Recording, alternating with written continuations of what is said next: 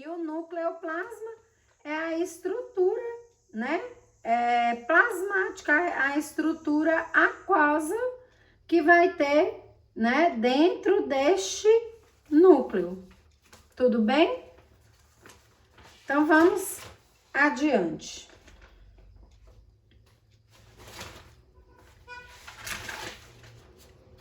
Eu perdi um pouquinho aqui a página, gente, por isso que demorou um pouquinho, só um minutinho. Agora sim, agora nós vamos dar continuidade através do estudo, da hora do estudo, da correção da hora do estudo. Nós já fizemos a correção da questão 1, da questão 2 e da questão 3, certo? Então, nós vamos começar aí na página 32, na questão 4, ok? Então, vamos lá. A respeito dessa célula, responda ao que se pede, utilizando o número e o nome das estruturas mencionadas. Então, aqui eu tenho uma célula, né? Eu tenho a membrana plasmática aqui. E eu tenho as organelas aqui dentro. Letra A. As estruturas exclusivas da célula eucariótica podem ser indicadas pelos números. Bom, o que é exclusivo de célula eucariótica? O núcleo, né? O núcleo é exclusivo de célula eucariótica. Mas existem outras estruturas também que vão estar na célula eucariótica, além do núcleo, todas as outras organelas membranosas. Então, que é a membrana plasmática, ela vai ser encontrada em todas as células, fazendo a delimitação dessas células. O 2, aqui, representa os ribossomos. Os ribossomos estão presentes tanto na eucariótica quanto na procariótica. O 3 aqui é o complexo de Golgi, ele é só de células eucarióticas, então ela é exclusiva.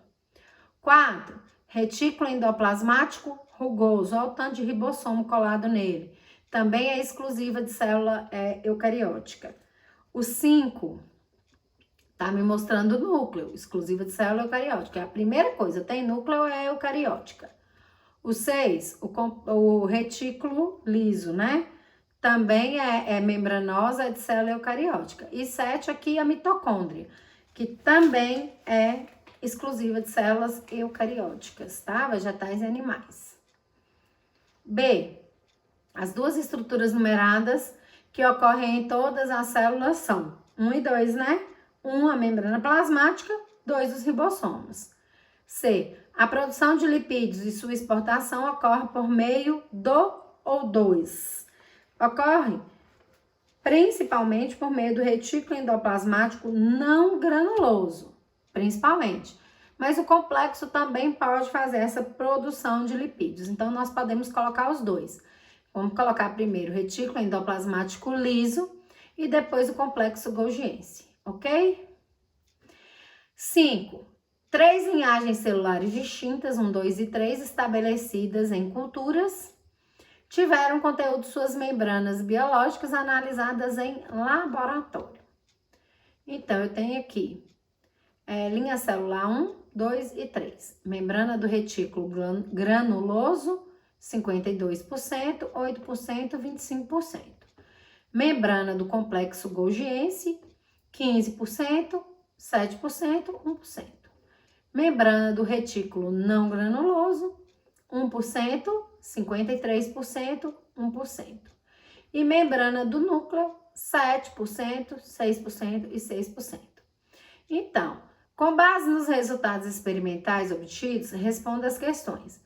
Por que as células da linhagem 1 realizam intensa síntese proteica?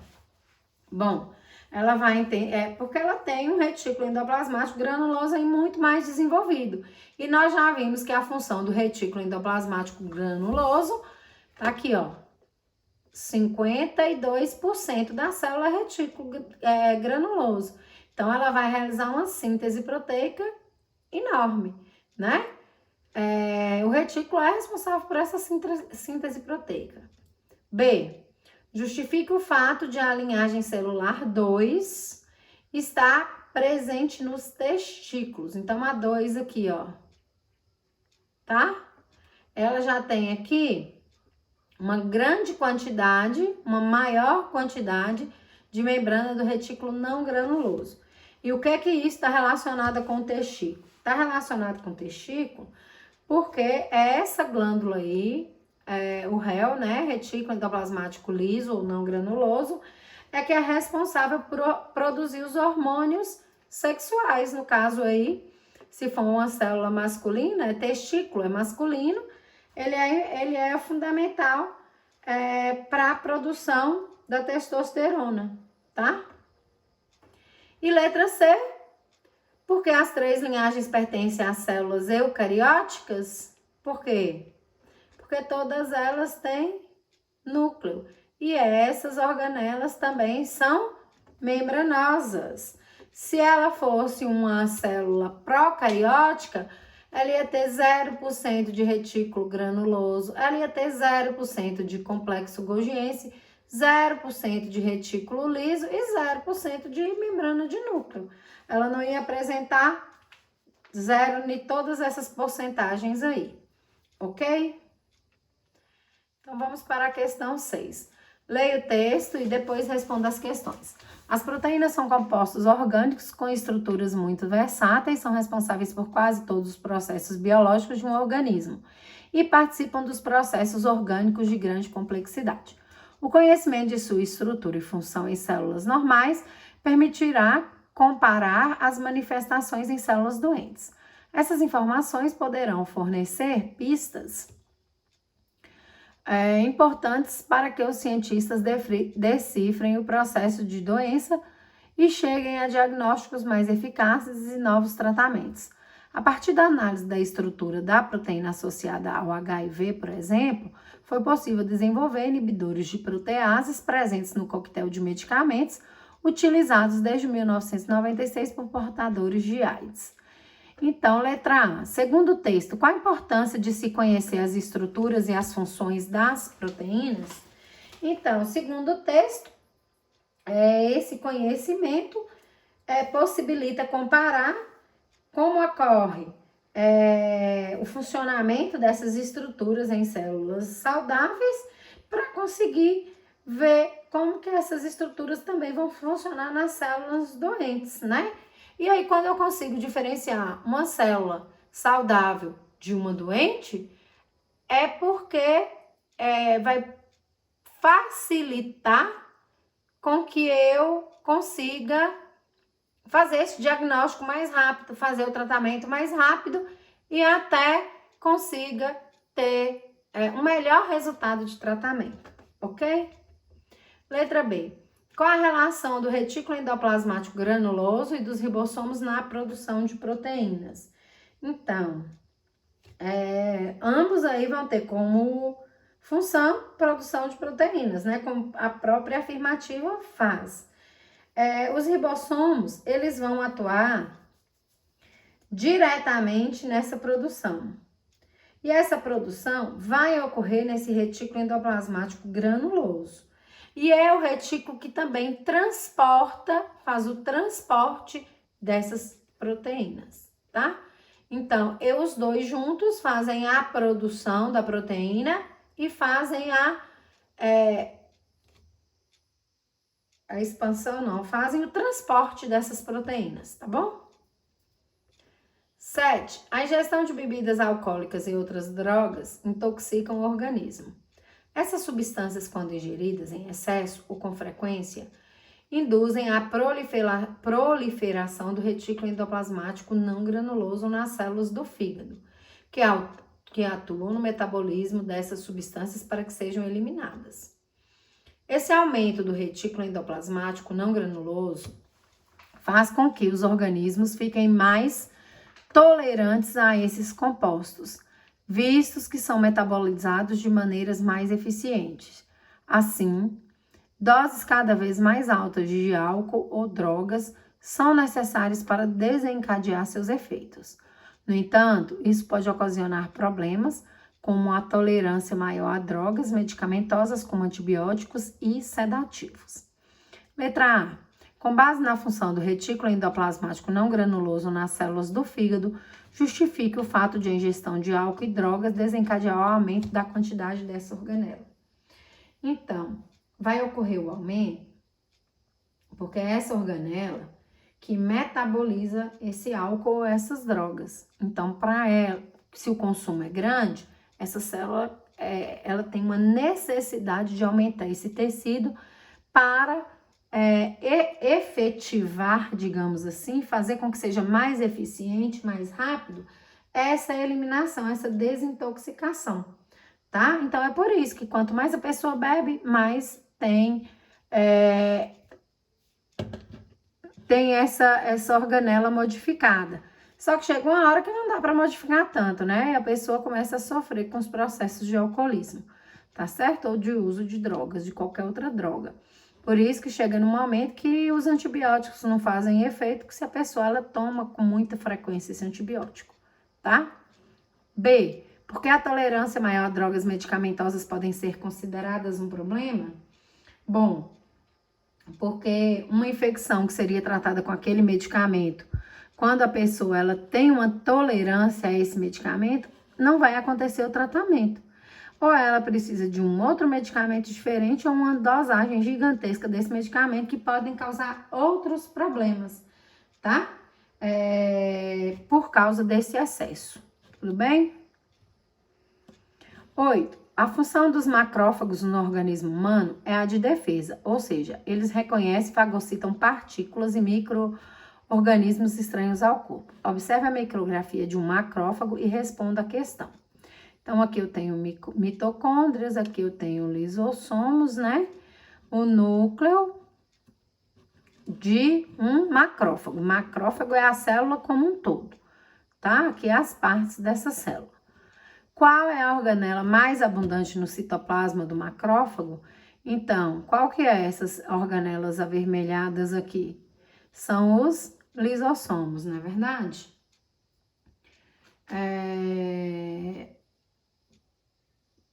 Considerando a função dos macrófagos no corpo humano, a que se pode atribuir a grande quantidade de lisossomos ou dessa organela? Então, os lisossomos, eles são responsáveis pela lise, pela digestão. Então, quando o macrófago, ele captura algum micro-organismo ou ele fagocita alguma coisa, os lisossomos que vão ter essa função de digerir, de formar o fagossomo, né? E aí tem essa grande quantidade, porque essa célula vai fazer isso muitas e muitas e muitas vezes. Então, ela não acaba com uma só fagocitose, ela faz milhares de fagocitoses. Então, ela tem que ter muitos lisossomos prontos para fazer essa digestão. 9. Enem. Uma indústria está escolhendo uma linhagem de microalgas que otimize a secreção de polímeros comestíveis, os quais são obtidos por meio de cultura de crescimento. Na figura, pode ser observada as proporções de algumas organelas presentes no citoplasma de cada linhagem, né? Então, aqui, o cinza médio aí é núcleo, o cinza mais escuro, retículo endoplasmático, o branco, complexo golgiense, e esse cinza mais claro, mitocôndria. Então, mitocôndria, complexo golgiense, retículo e núcleo, tá? Nessa sequência aqui, a sequência aqui. Qual a melhor linhagem para se conseguir maior rendimento de polímeros secretados no meio de cultura? Bom, A1. Na linhagem 1, eu tenho o que aqui? Um grande complexo golgiense. Não é complexo golgiense que secreta para fora da célula? Então, vai secretar no meio de cultura. Então, quem vai ser a melhor linhagem é a que tem o maior complexo golgiense, a maior porção de complexo golgiense, para que essa secreção ela seja mais rendosa, digamos assim, uma secreção maior, tá? 10. Leia o texto e responda as questões propostas. Radiação ultravioleta afeta camarões. Uma pesquisa brasileira acaba de apontar mais um impacto negativo da destruição da camada de ozônio. A radiação ultravioleta, que passa hoje pelos buracos dessa camada, afeta embriões de camarões de água doce. Os animais podem nascer com alterações celulares e na forma e pigmentação dos olhos, o que reduziria suas chances de atingir a vida adulta. Os embriões apresentaram ainda problemas no desenvolvimento do apêndices corporais, estruturas responsáveis pela locomoção. Alguns cresceram demais e outros muito pouco. Os pesquisadores também verificaram alterações nas células dos embriões, principalmente no índice de proliferação celular e na taxa de apoptose, morte programada das células. Para a orientadora da pesquisa bióloga Silvana Alodi, da Universidade Federal do Rio de Janeiro, o aumento da ocorrência da apoptose nas células pode significar um mecanismo de defesa contra a agressão sofrida pela radiação. Com a morte programada, algumas células são eliminadas para que o tecido como um todo sobreviva. Explica. Letra A. Explique o que é apoptose e com o funcionamento de qual organela ela está relacionada. Então, a apoptose é um mecanismo, né, de morte celular. Essa morte celular, ela é programada. Então, ela não vai acontecer o tempo todo. É uma morte celular programada, daquela célula que não funciona bem, daquela célula que já está velha, né? Então, a apoptose é esse mecanismo, tá? De morte programada. E a organela que vai estar relacionada com essa apoptose são os lisossomos, eles que fazem a digestão, né, do meio intracelular. B. Estabeleça a relação entre os problemas identificados pelos pesquisadores no desenvolvimento dos apêndices corporais do camarão e as alterações no processo de apoptose nas células. Apêndices corporais. Então, o camarão, ele é um artrópode, né? O camarão é um artrópode, ele tá na família lá dos crustáceos. Então, ele tem exoesqueleto, nesse exoesqueleto tem apêndices, as perninhas do camarão que a gente tira quando a gente vai comer ele. Então, quer saber como que esses apêndices estão relacionados às alterações? Como eu falei, a apoptose é o processo, né, de morte celular programada. Então, quando ocorre esse processo, as células do desenvolvimento embrionário, elas são mortas e outras se desenvolvem. Então, as alterações nesse processo, né, quando esse processo não está regulado, quando ele tem alterações, e principalmente nesses tecidos, né, dos apêndices corporais, eles ou podem crescer demais pela falta da apoptose, ou eles podem não crescer de jeito nenhum pelo excesso da apoptose. Então, quando pede para identificar o problema, é isso, um desenvolvimento excessivo desse apêndice, que não vai o animal não vai conseguir se locomover direito, e um desenvolvimento muito reduzido desses apêndices que vão gerar a mesma coisa, ele não vai conseguir se desenvolver direito e não vai conseguir se locomover no ambiente, vai ter dificuldade de defesa, vai ter dificuldade de caça. Então, provavelmente, esse animal não chega na vida adulta, tá certo? 11. A água oxigenada, ou peróxido de hidrogênio, H2O2, foi desenvolvida artificialmente na década de 1920 para conter problemas de infecções e gangrena de soldados em batalhas. Um detalhe a ser observado é que, em virtude de seu átomo de oxigênio adicional, essa substância torna-se muito instável. Isso quer dizer que, se for exposta ao ar, esse átomo é facilmente liberado. Levando essa informação em consideração, responda as questões. Como se chama a organela responsável pela degradação do peróxido de hidrogênio no interior das nossas células? Então, quando a gente metaboliza, às vezes a gente forma esse peróxido de hidrogênio, H2O2, né? E ele é prejudicial dentro da célula. Então, eu tenho uma organela lá que faz essa degradação. Essa organela é o peroxissomo, tá? Qual o nome da enzima responsável por essa degradação? A enzima é a catalase, tá certo? Ela está degradando, pegando uma macrosubstância numa microsubstância. Por que essa substância é utilizada para conter infecções? Bom, porque quando ela é colocada no ferimento, ela libera esse oxigênio, porque aí no texto fala que o oxigênio, em contato com o ar, ele é rapidamente liberado. E ao liberar esse oxigênio, ele apresenta ação antibacteriana, ou seja, ele mata muitas das bactérias que causam infecção porque elas são anaeróbias, elas não sobrevivem na presença do oxigênio, tá certo? Então é por isso que a água oxigenada não é tão utilizada mais, mas já foi muito utilizada. 12. O DNA mitocondrial não pode ser utilizado em testes de paternidade. Essa afirmação é correta? Sim. Por quê? Porque o DNA mitocondrial, ele é de origem materna. Eu já falei isso com vocês, né? Então, o DNA, as mitocôndrias do espermatozoide, elas ficam na cauda do espermatozoide, na peça intermediária. E aí, quando ocorre a fecundação, essa peça, ela não entra, né, na célula, no ovócito. E assim, as mitocôndrias presentes naquela célula fecundada serão só as maternas, por isso o DNA é materno. 13.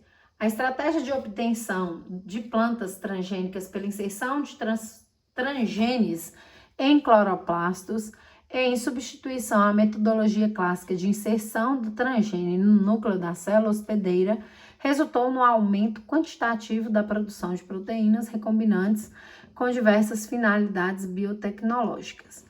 O mesmo tipo de estratégia poderia ser utilizado para produzir proteínas recombinantes em células de organismos eucarióticos não fotossintetizantes, como as leveduras, que são usadas para a produção comercial de várias proteínas recombinantes e que podem ser cultivadas em grandes fermentadores. Considerando a estratégia metodológica descrita, qual organela celular poderia ser utilizada para inserção de transgenes em leveduras? Então, elas seriam as mitocôndrias, porque elas são muito parecidas com a célula vegetal, os cloroplastos, tá? Pelo fato de ambas terem DNA próprio. Mitocôndria tem DNA próprio, cloroplasto tem DNA próprio, tá certo? Então, é essa característica que faz com que essa inserção de transgenes ela seja positiva nessas duas organelas. 14. Segundo a teoria da endossimbiose, as células eucarióticas teriam surgido por associação entre células procarióticas grandes e outras pequenas, que passaram a viver no seu interior. Dois exemplos clássicos são as mitocôndrias e os cloroplastos, que apesar das diferenças morfofuncionais, apresentam algumas semelhanças. Cite 4 semelhanças encontradas entre essas duas organelas. Então, eu acabei de falar, né? A presença do DNA próprio, tanto a mitocôndria quanto o cloroplasto vão ter DNA próprio. Outra coisa que elas fazem é realizar síntese proteica. Elas também conseguem produzir essas proteínas aí, tá? Outra função, produzem moléculas de ATP, produzem energia. A energia da fotossíntese é toda produzida através da mitocôndria. Da mitocôndria não, desculpa, do cloroplasto. E no nosso corpo precisamos das mitocôndrias, tá certo? E outra característica que elas têm em comum é que elas só são encontradas em células eucarióticas, ok? 15. As células apresentam grande variedade de formas e funções, as quais são relacionadas ao seu repertório de organelas. Nas micrografias eletrônicas abaixo, é possível observar o citoplasma das células da glândula parótida de um hamster, bem como o detalhamento de algumas organelas nas imagens menores à direita. Então, nós estamos falando aqui dessa célula, né? O núcleo dela, A, B, C, D, essas organelas aqui ao redor. E aqui outras micrografias, né? Aonde mostra A de forma mais intensa, B, C e D. Então, vamos ver o que a questão quer. ela quer que a gente marque, né, indique a soma das proposições corretas. Ela quer que a gente ache as proposições corretas. 1. A organela C está vinculada à função de respiração celular anaeróbia. Esta organela está presente em grande quantidade em espermatozoides. Bom, essa afirmativa, ela tá errada. A organela C aqui, ela não tem relação, né, ao contrário, com a respiração anaeróbia. Ela tem respiração celular aeróbia, tá? As células intestinais que produzem enzimas apresentam grande quantidade de organelas D em seu cloroplasto. Então, a organela D, vamos voltar na célula. A organela D está aqui, ó, bem junto no núcleo, né? Com ribossomos, então faz síntese proteica. Então, ela tá correta. Produzem enzimas. Enzimas são proteínas, tá certo? 4. A organela B está presente em grande quantidade em células do fígado, onde desempenha importante função de desintoxicação e por isso tem seu volume aumentado quando há ingestão excessiva de substâncias como álcool. Então, a organela B está falando aqui que é retículo liso, olha, a B sem os ribossomos, tá vendo? Então, também está correta. A organela A está presente em grande quantidade em células pancreáticas. Essa organela tem importante papel na tradução daquelas proteínas não secretadas pela célula. Cadê a organela A? Organela A, aqui.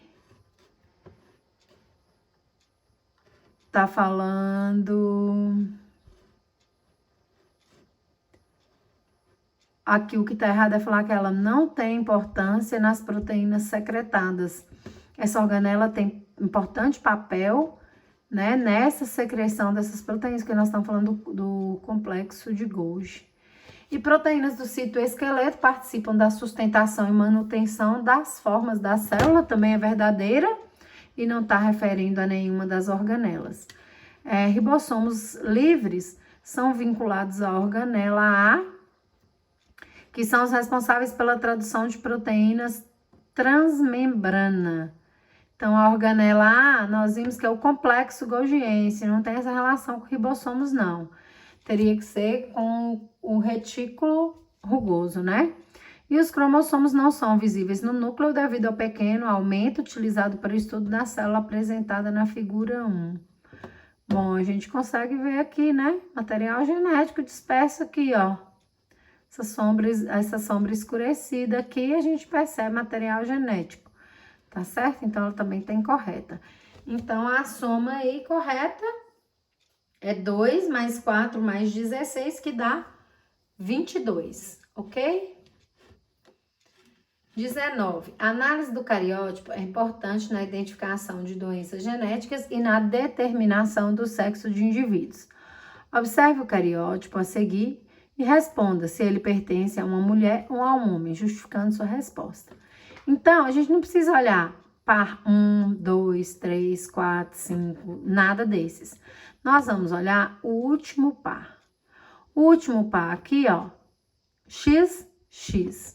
Se ele é XX, ele está relacionado a quem? Ao sexo feminino, ok? Então, XX, sexo feminino. Vamos então para a questão 20. Explique a importância da presença dos telômeros na extremidade dos cromossomos. Então, os telômeros estão na extremidade dos cromossomos porque ele tem a função de proteger essas extremidades. Então, ele funciona como se fosse uma capa. E ele precisa dessa proteção. Por quê? Porque à medida que ele vai se dividindo nas inúmeras mitoses ou meioses, ele tem uma tendência de se degradar, de ser degradado por algumas enzimas que ocorrem no processo. Se não tem essa proteção, parte desse material genético ele pode não ser doado porque ele foi degradado. Então, o telômero, ele vai ter a função de proteger as extremidades cromossômicas, impedindo, né, que a fusão terminais de diferentes cromossomos e sua degradação por essas enzimas presentes, né, no processo aí de mitose ou meiose. Questão 21. Para a identificação de um rapaz vítima de acidente, fragmentos de tecidos foram retirados e submetidos à extração de DNA. Extração de DNA nuclear para comparação com o DNA disponível dos possíveis familiares, pai, avô materna, filho e filha. Como o teste com DNA nuclear não foi conclusivo, os peritos optaram por usar também DNA mitocondrial para dirimir dúvidas. Para identificar o corpo, os peritos devem verificar se há homologia entre o DNA mitocondrial do rapaz e o DNA mitocondrial do ou da avó materna, né? A gente já tinha feito essa questão, se eu não me engano. Isso, nós já fizemos essa questão em algum momento. Então, a avó materna aqui, porque a avó materna transmite para a mãe desse rapaz o DNA mitocondrial e a mãe transmite para os filhos, tanto do sexo masculino e feminino, o DNA materno dela. Lembrando que na mitocôndria não tem DNA paterno, por isso que o pai e nem o avô, nem o filho podem fazer parte aí, tá? Podem ser utilizados aí para essa identificação. 22. Analise o texto abaixo e responda a questão que segue. O uso constante de medicamento e de drogas psicotrópicas que afetam o cérebro e causam dependência pode tornar o das células do fígado mais desenvolvido, aumentando a quantidade de membranas e a produção de enzimas de desintoxicação. Também é uma questão que a gente já falou bastante, né? É o retículo endoplasmático liso. 23. Um pesquisador injetou uma pequena quantidade de timidina radioativa, H-timidina, em células com o propósito de determinar a localização dos ácidos nucleicos sintetizados a partir desse nucleotídeo, utilizando uma técnica muito empregada em biologia celular, a autorradiografia combinada com microscopia eletrônica. Assinale as alternativas que apresentam dois compartimentos celulares nos quais o pesquisador encontrará ácidos nucleicos radioativos. Então, os ácidos nucleicos. Os ácidos nucleicos, eles formam o DNA. O DNA, então, nós vamos ter em quais organelas celulares? Eu tenho o DNA nuclear, né? Que vai estar lá no núcleo. E eu tenho o DNA mitocondrial, que vai estar lá nas mitocôndrias. Então, a resposta correta, letra A. Questão 24. Observe essa figura. Então, nessa figura aí, a gente vê 3 tipos celulares diferentes. O tipo 1, o tipo 2 e o tipo 3. Considerando-se as informações contidas nessas figuras e outros conhecimentos sobre o assunto, é correto afirmar que em 2 ocorre fixação de dióxido de carbono. 2 possui parede celular e cloroplasto. A fotossíntese faz essa fixação de dióxido de carbono. Então, a questão está correta. Em 3, a obtenção de energia depende de mitocôndrias. Em 3, eu tenho uma célula bacteriana, tá? Não tem núcleo, o material genético está disperso aí. Tem parede celular e não tem organela membranosa. Mitocôndria é uma organela membranosa, está incorreta. Em 1 e 2, a transcrição e a tradução ocorrem no mesmo compartimento. 1 e 2. 1, célula animal, 2, célula animal. Quando eu falo em transcrição e tradução, eu tô falando em mitose, tá? Vão ser em compartimentos diferentes, ok? Um vai ocorrer no núcleo e no citoplasma e o outro vai ser ali só no núcleo, tá? Em 1 e 3, os tipos de bases nitrogenadas são diferentes. Todas as bases nitrogenadas vão ser a mesma, por isso que a gente fala que o DNA ele é universal, tá? Então, as bases nitrogenadas serão sempre as mesmas. Citosina ligada à guanina, adenina ligada à timina. Questão 25.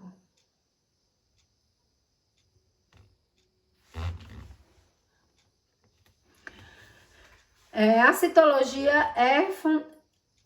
citologia se fundamenta em estudos morfológicos, funcionais e moleculares. De acordo com os estudos citológicos, é correto afirmar que 1. As mitocôndrias são responsáveis pela respiração celular, tanto em células animais como em células vegetais. Verdadeiro. Tem gente que acha que célula vegetal só faz síntese de carboidrato, só faz síntese de glicídio, só faz fotossíntese.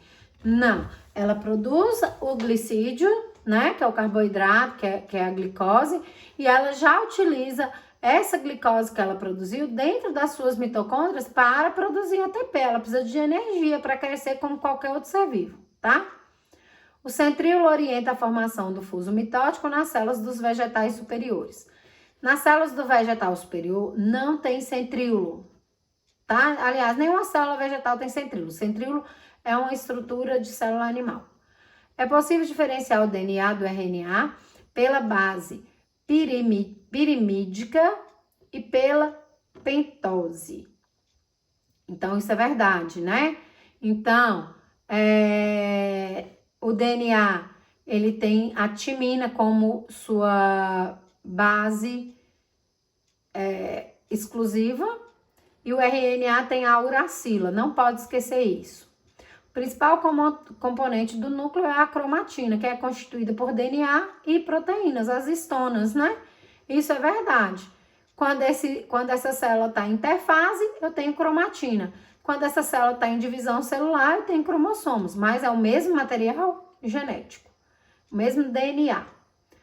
16. O nucleolo é uma estrutura característica de células eucariontes, visíveis na interfase. Verdadeiro. O nucleolo vai ter células que têm núcleo, então são todas as eucariontes. E ele é mais visível na interfase porque a célula está em intensa síntese proteica e o nucleolo ele tem a função de produzir os ribossomos para fazer essa síntese proteica. E 32, o complexo de Golgi está relacionado a várias funções celulares, sendo a secreção celular uma delas. Uma delas é a mais característica, armazenar e secretar substâncias que ele mesmo produziu ou que outras organelas como retículo produziram e encaminhou para ele armazenar e depois, no momento certo do metabolismo orgânico, liberar. Ok? Espero, pessoal, que através dessa correção tenham sido tiradas algumas dúvidas. Se essas dúvidas ainda persistirem, eu espero que vocês entrem em contato comigo através do WhatsApp. Eu estou à disposição de vocês para responder qualquer pergunta, tá? Então, espero que vocês tenham um bom estudo e até a nossa próxima aula.